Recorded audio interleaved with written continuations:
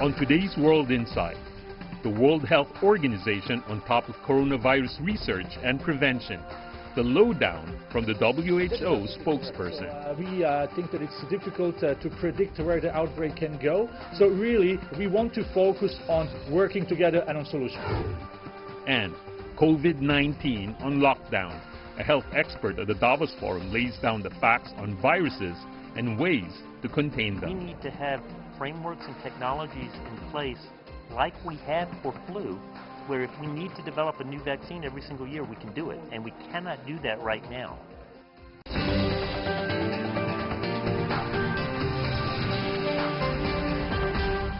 Here's our host, Tian Wei. Hello and welcome to World Insight, coming to you from Beijing. I'm Tian Wei. We begin today's program with the efforts to contain the coronavirus, which has now been officially named as COVID-19 by the World Health Organization. The total number of confirmed cases in China has passed 44,000. The death toll stands at over 1,100, while more than 4,700 people have recovered. This Tuesday, the WHO held a meeting gathering the world's leading scientists and medical experts for a clear mission to map out over these 2 days the gaps in research and also learn more about the specifics of this virus and, above all, to decide the best way to develop medicines and ultimately a vaccine which could cure it. Earlier this week, a team of international experts led by WHO also arrived in Beijing to help with the response to the epidemic. For more on WHO's latest assessment, earlier today, I talked to Turek Jasarevich, who is a spokesperson for the World Health Organization. Let's listen to what he had to say.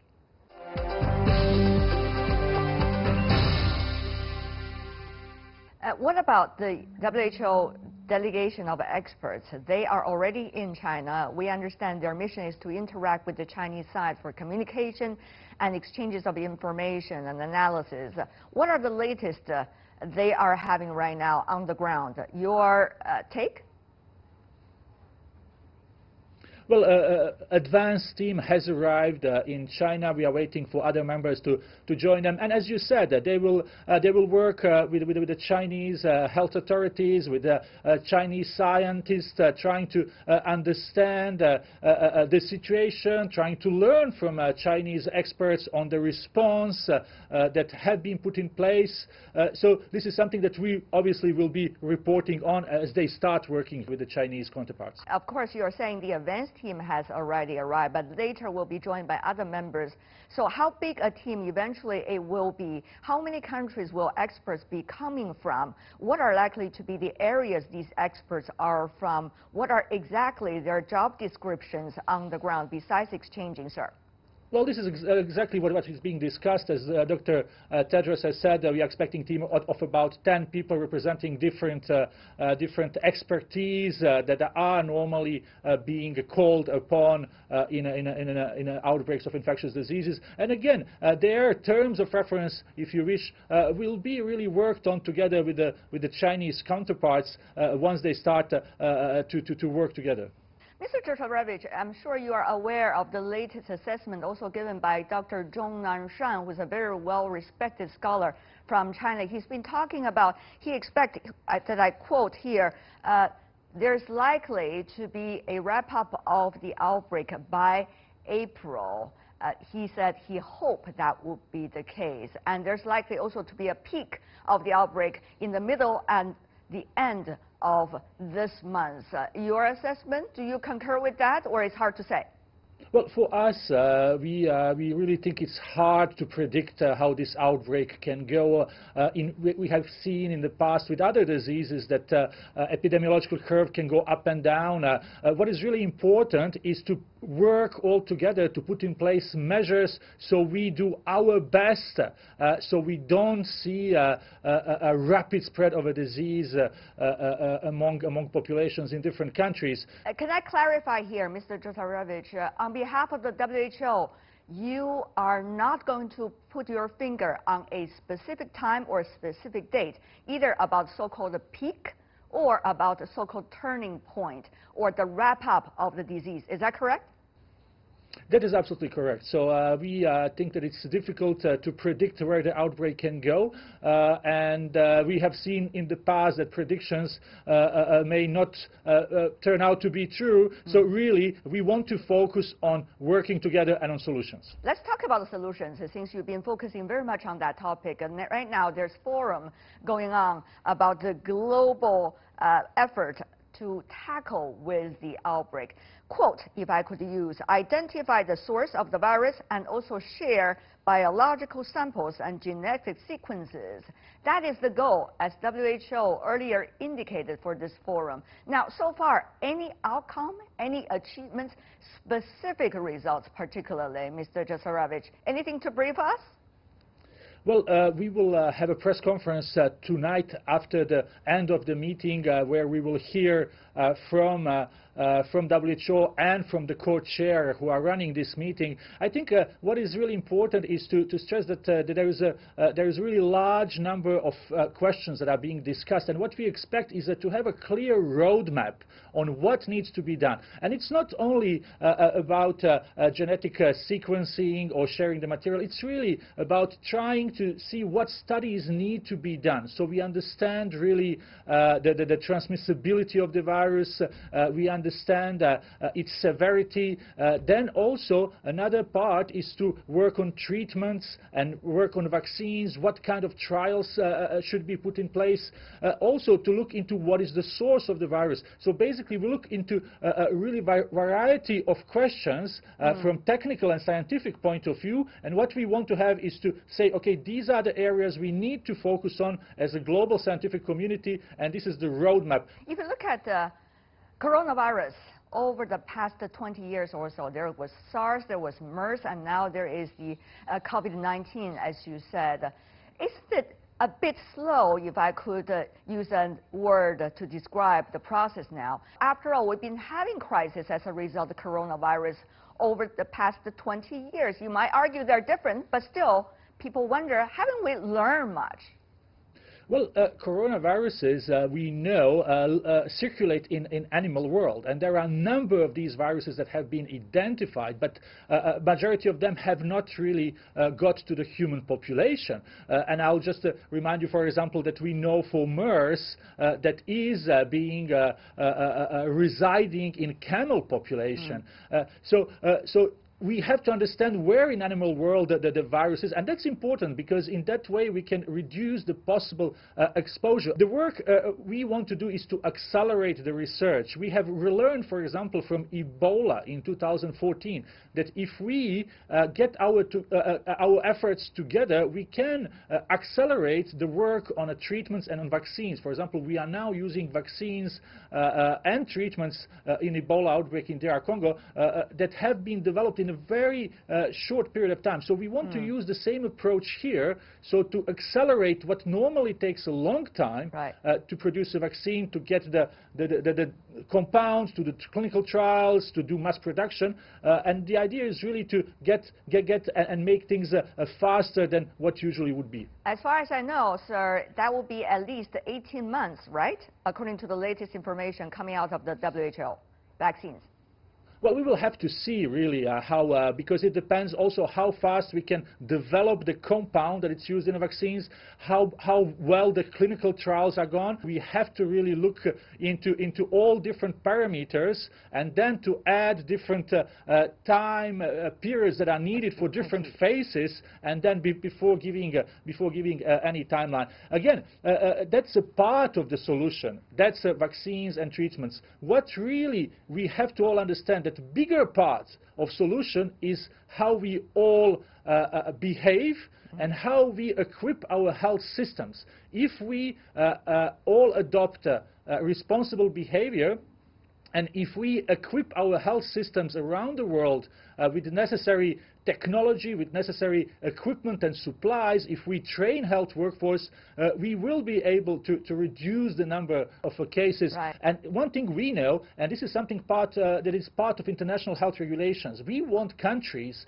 to invest in health systems. So whatever pathogen is, whatever disease is, countries have strong health systems that can allow them to quickly detect and respond to outbreak, whatever pathogen is. Unfortunately, we know that many countries in the world do not have that core capacities. And this is why Director General was saying that one of the biggest fears is what if this COVID-19 virus comes to countries with a very weak health system? Will they be able to respond adequately?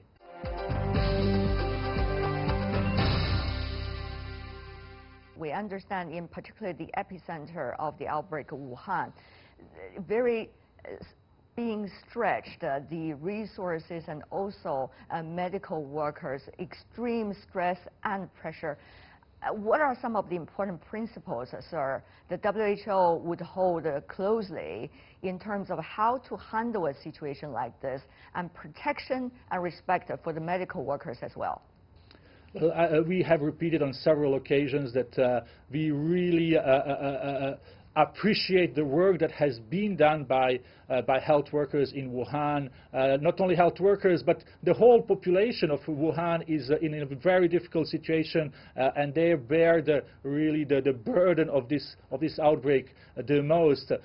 By working hard, as health workers are doing right now in affected areas, they are protecting not only people of Wuhan, but they're also protecting the world safe, because they are trying so hard to reduce the risk of onward spread. We know that for most of diseases, health workers are most at risk, because they are in contact with people who are sick and they expose themselves. So we should always think about how heroic their work is, because they are putting their life in danger to protect patients, but to protect all of us. What do you think are some of the most important supplies and resources health workers on the front line should have under such circumstances? Well, we have issued a set of guidance at the very beginning of this outbreak on clinical management of the patients, on a reduction of infection and infection risks, so infection prevention and control measures within the health facilities. There are detailed instructions what protective equipment should be used when dealing with the people who are confirmed, and we hope really that we will be able to help, especially countries who do not have enough of capacities with the diagnostic tests, with the supplies and equipment, and we are preparing a specific kits, so boxes that will be sent to the countries that we know may need it, so in case they get cases that they can equip their health workers so they stay safe. Would these countries that you just indicated include China, include Wuhan, for example, the epicenter of the outbreak? China has a developed health system in the past years, so we really, as WHO, we can help China in this work on scientific galvanizing of the community and sharing the information, but really there are countries in the world that we need to help with the more basic things such as supplies, diagnostic tests, and other things. We identified 13 countries in Africa that would really be important for us to work with them, with those countries, and trying to see what exactly they need and how we as WHO can help. Director General of the WHO earlier indicated at a press conference that he is willing to come back to China, to even the epicenter of the outbreak, to Wuhan, to visit people there. Is there any timetable? Well, he indicated that he is willing. I will just remind you that during the current Ebola outbreak in the Democratic Republic of Congo, he went on a number of occasions to the epicenter, and obviously if this could be done and it is being agreed, then he will do that. Sergei Jasarovich, the spokesperson of the World Health Organization based in Geneva. Thank you so much, sir, for taking your time and joining us at this critical moment. Really appreciate it. All the best. Thank you.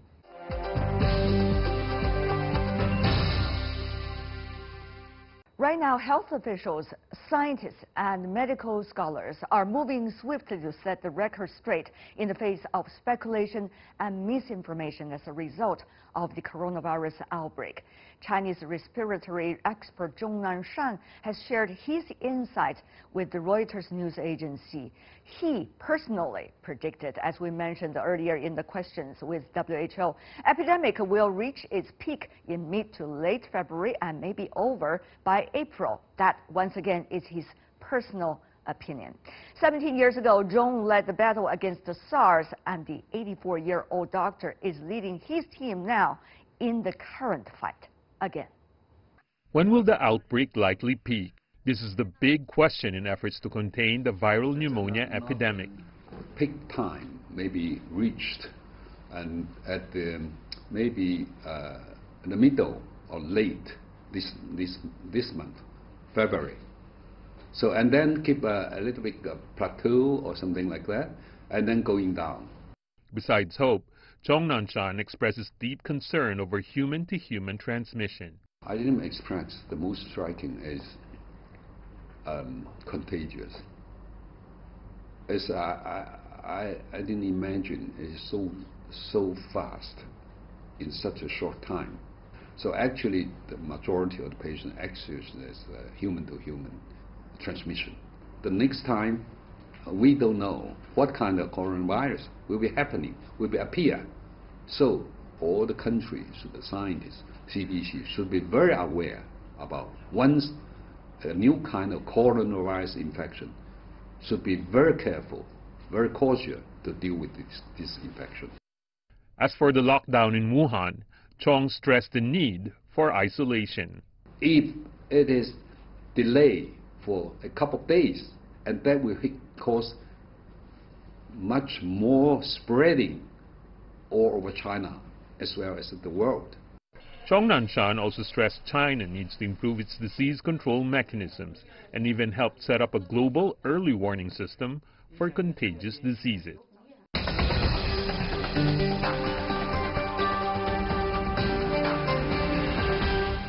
To learn more about the COVID-19 outbreak, I also earlier in an exclusive interview talked to Dr. Golden Galia, the WHO representative to China. He's on board with the Chinese government's efforts to control the spread of the coronavirus, and he praised particularly the medical community for their hard work since the outbreak. But he also reminds us to think twice about taking drastic decisions such as locking down cities and carrying out restrictions on people's daily lives. Take a listen.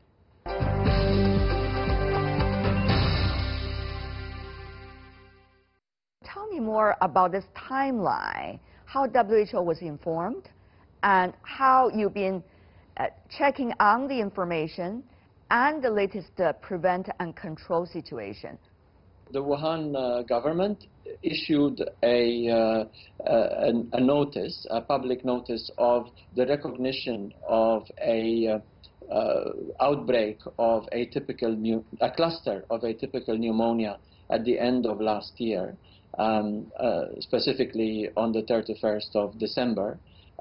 We were immediately alerted by that, entered into a rapid discussion with the National Health Commission, and shortly thereafter, on the 3rd of January, our own office met with the National Health Commission, and there was an international notice under the international health regulations.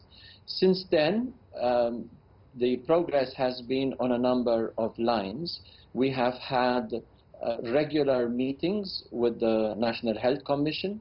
So we have, as the National Health Commission has compiled the data and is able to provide a new milestone of understanding, we get that delivered to us, and we are able to spread it through WHO.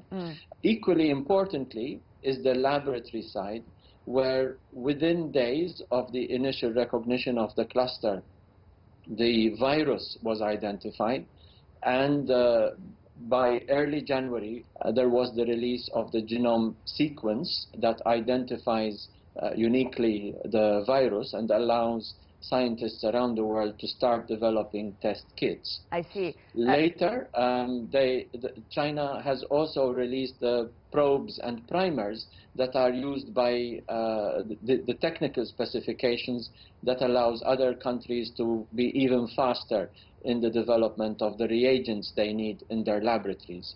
Dr. Galea, many people are interested in knowing what about the human-to-human transmission. When does WHO know about that possibility, at least, with this latest outbreak? And how you've been coping with that, and how you've been cooperating with your Chinese side, or interacting, if I could use another word, about that? In the very first cluster, it was either people who had an association with the Wuhan seafood wholesale market or contacts of those people, stallholders and workers inside the market.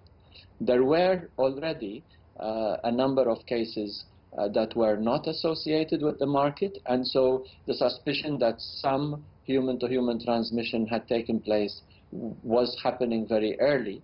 But then between that and sustained human-to-human transmission, it is a technical question that's very difficult to answer, and especially the investigation of clusters gives us some clusters of cases gives us some understanding that this might happen. It is only towards the end of January that evidence had accumulated, including by some examples of clusters of transmission that had happened outside the country.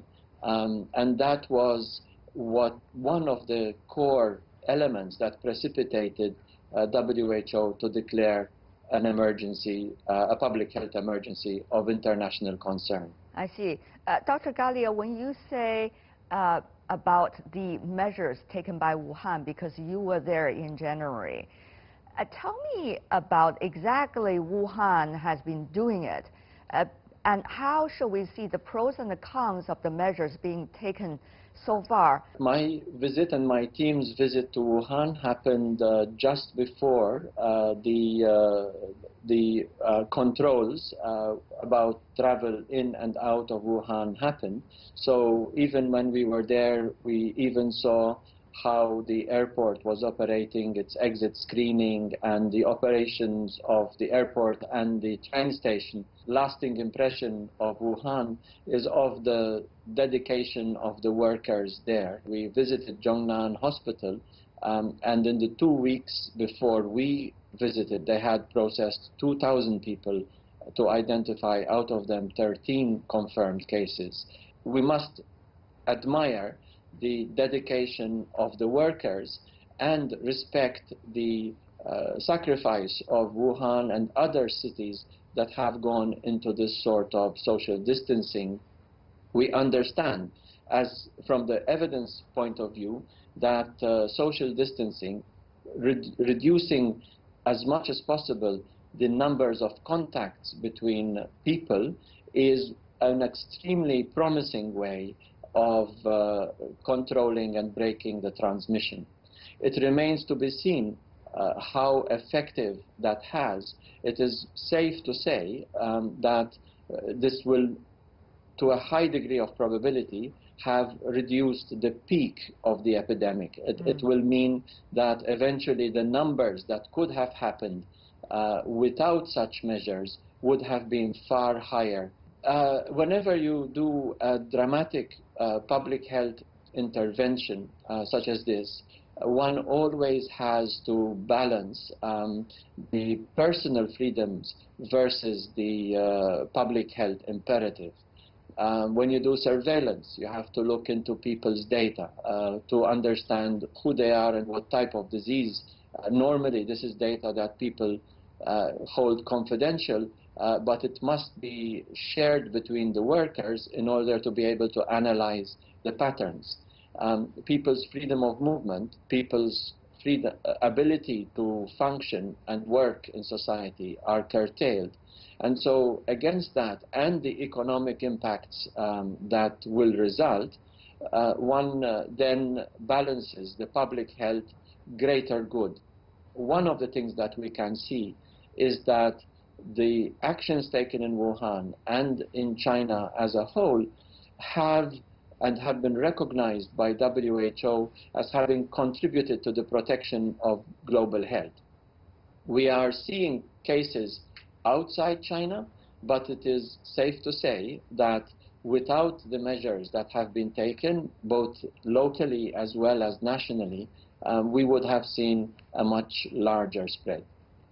But what about, Dr. Galea, you know, the people from Wuhan to the other parts of China already? Now there has been also very strict registration measures being taken, as well as various cities and localities in China looking for those people coming out of Wuhan. So what do you make of, once again, this balance that you just beautifully touched on? One needs to understand that now it's important to not artificially label people, because that could lead to a sense of complacency. What do I mean? If one looked at this as a Wuhan problem or even a Hubei problem, then one could artificially relax one's attention. So not only is it important for us to practice solidarity, and to avoid stigma, but it's not just because it's a nice thing to do, but because if we label the disease as being an issue of Hubei or of Wuhan, then we forget that now about 1/3 of the cases that are reported are outside Hubei. WHO has vowed, as a result of announcing fake, to help those countries with weaker healthcare structures. One could think about the African continent, for example, or elsewhere in the world. Tell us about the latest efforts being made so far, how you've been coordinating, and what help have you provided, how to avoid the spread of the virus to these parts of the world. We have immediately, the alert came to us. The same day, we had a 3-level incident management team set up with coordination between headquarters, the regional office in Manila, and ourselves in the country office. This 3-level team has continued to operate, and it's one of the manifestations of that is the Director General himself, as well as the regional director of the Western Pacific region, coming to China to really represent a 3-level discussion about both what China is doing and what are the implications for the rest of the world. WHO has already on its website a very rich set of resources, has collected all the evidence from China, all the findings that are probable guidelines based on other coronaviruses such as SARS and MERS. This guidance is being updated on a daily basis as soon as new information.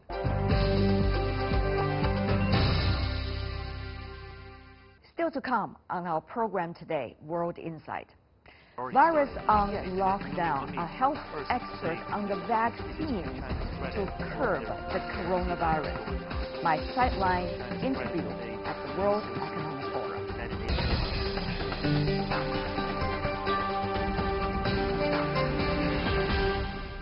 Welcome back. You're still watching World Insight. The novel coronavirus has spread to 24 other countries besides China, with over 440 cases.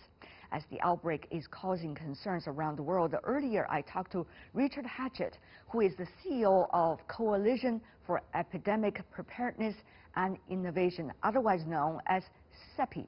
He told me that global community can do to stop the spread through the developing of vaccines. But things have to develop fast. Let's take a listen.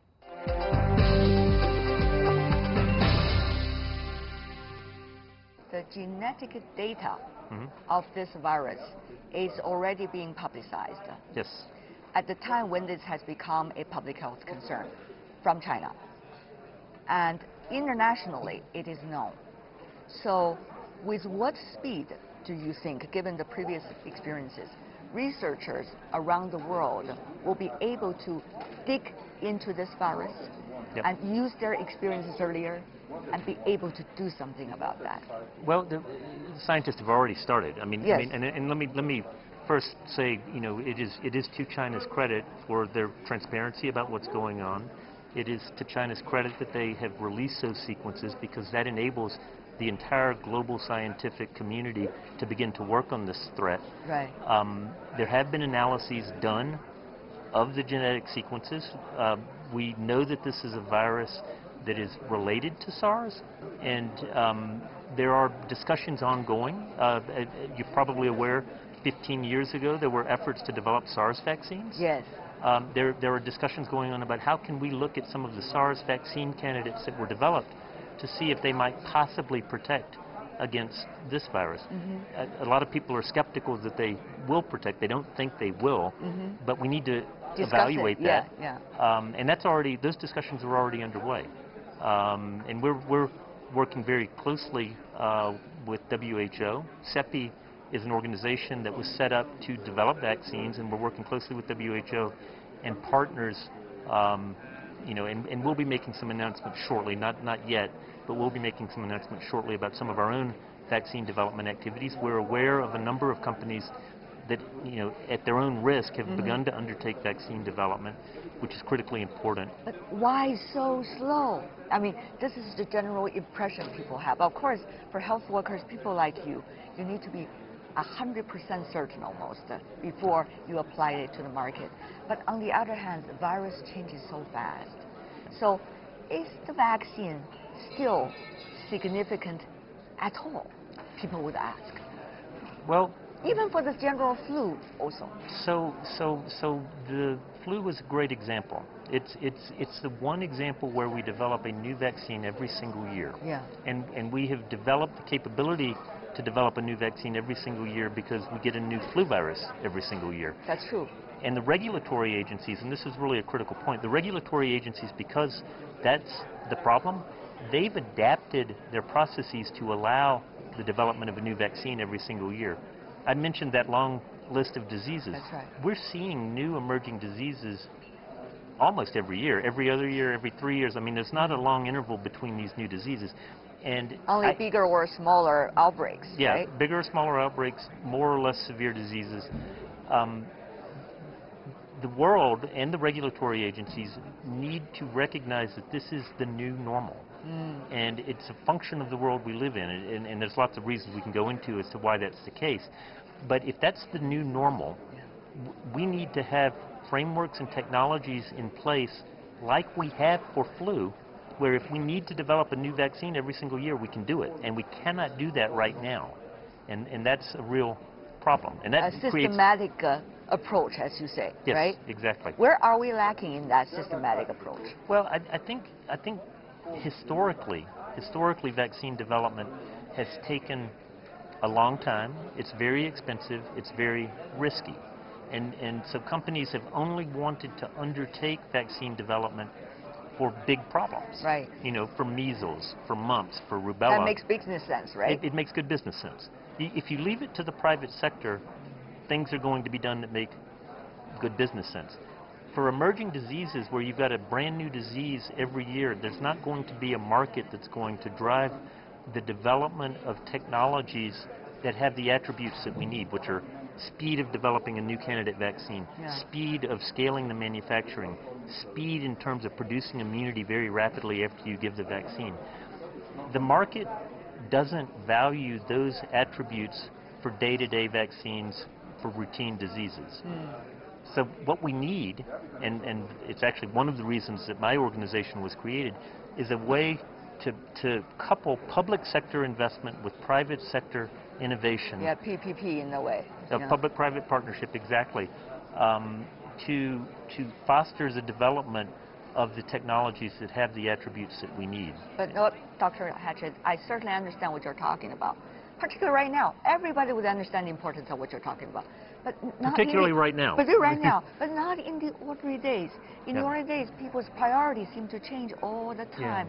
And geopolitics, uncertainties, what about AI? All of this is controlling where we are going, but not our health. So, sir, there is a devastating dilemma that we only notice what is the most important about us at the most critical crisis. I think that's right, and it's you mentioned AI. I would add to that list climate change. I would add cybersecurity. Yeah. I would add epidemic diseases. They're all important. They're all important. They have some commonalities. These are all problems that are transnational. They are collective action problems that cannot be left to the private sector to resolve through market mechanisms, right, because the market won't drive the solutions that we need. And I think that set of problems, they have a common set of attributes. And if we could begin to learn from solutions that are developed, the other problem is that the people who are working on climate change are not thinking about cybersecurity, and they're not thinking about epidemic disease. No, we're not linked in that way. Linked. Yeah. Sadly, geopolitics these days are driving our cooperation apart. At least there's a tendency about that. Yeah. I mean, as a scientist yourself, and you earlier work for government, you know how things work. What do you make of that reality? It's a tremendous challenge because, you know, in saying that these are collective action problems and require multilateral solutions, this is not an era of multilateralism. And you're exactly right. And there are things that are driving wedges between governments, and governments have to be part of that collective solution. They're not the only part of it. I mean, it's got to be the private sector, it's got to be the non-governmental sector, but it also has to be government, because government has very important tools available to it in terms of financing, in terms of regulatory mechanisms. Right. And if we can't get governments to work together and develop common solutions, I mean, that's just speaking about regulatory. Let me just take a tangent for a second. The problem currently is that, you know, there are many regulatory systems governing the development of vaccines or drugs across the world. Which is understandable because there are national borders. Which is understandable, but they're not harmonized. Yeah. And so they're maladapted to a problem like the novel coronavirus, where you have something that's happening very quickly, the entire world is at risk, and you don't want the people that are developing the solutions to have to go to 12 or 15 or 18 different regulatory agencies. They cannot do that. So there has to be a new paradigm for thinking about global regulation of products to address epidemic threats. Having said that, though, 17 years ago, I remember very clearly that there was the SARS. And then there was also the Ebola, which is apparently much more devastating than what we have right now, with the coronavirus this time. So what have we learned, do you think, in those two critical cases, with a lot of human lives lost, in fact, that can be applied right now? I think one of the things that we have learned through these various experiences is the criticality of global cooperation to work together to mobilize the world scientific community to address all of the different aspects of development of diagnostics, the development of therapeutics, the development of vaccines, the understanding of epidemiology.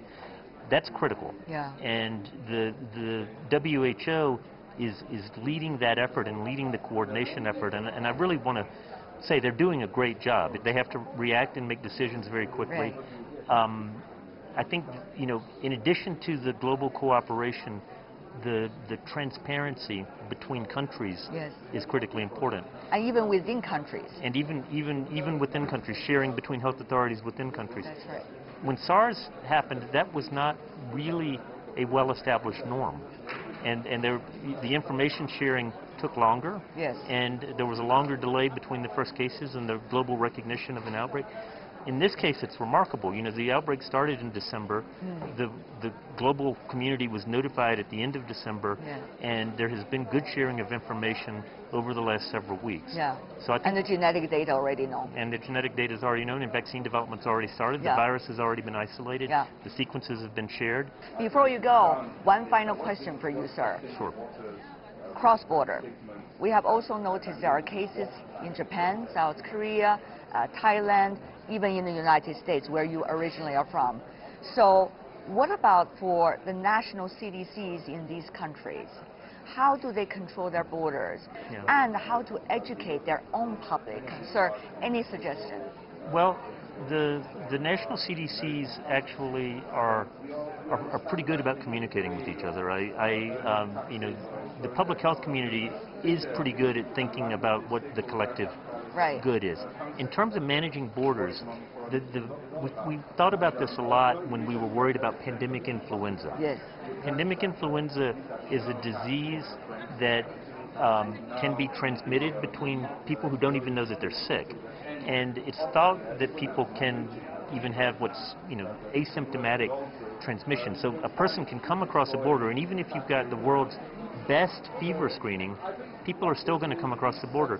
And because of how quickly influenza increases in size in terms of epidemics, you could stop 99% of the people with flu from coming across your border, and you would only delay the epidemic by about 10 days.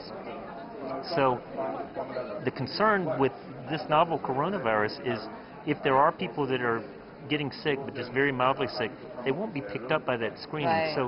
So closing down borders or doing super aggressive screening is not going to stop the global transmission of the virus. And if that's the case, and even if you did heroic efforts to screen and do all these things, and it's only going to slow the virus down by a couple of weeks, imposing that cost on yourself is, in almost most instances, thought to not be worth the cost.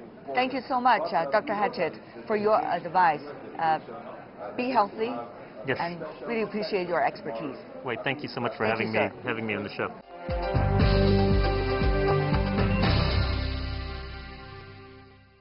My talk with Richard Hatchett about vaccines from CEPI.